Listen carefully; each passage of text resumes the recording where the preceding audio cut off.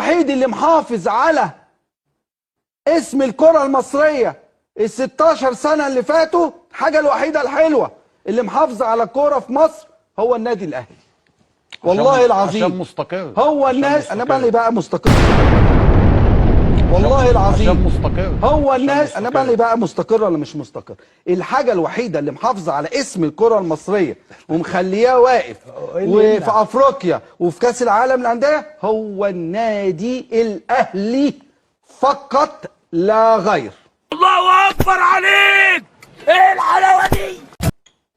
بنشوف محاولات بقى، لكن النادي الاهلي اللي محافظ لك هو البالانس اللي في الكره المصريه، هو السيستم الوحيد الناجح في الكره المصريه. دي حقيقه.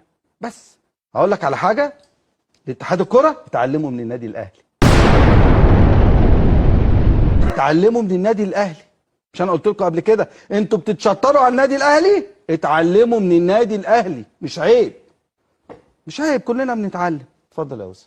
انت زعلان من الكلام ده؟ لا لا خالص إيه؟ خالص خالص، بالعكس. ده حقيقه، وانا بقول حاجه من عندي. لا انا بايدك ليه؟ لان اساسا انت بتضرب مثل بنادي مستقر. أيوة. وغير ان هو مستقر، هو ماشي على نظام ما بيغيروش.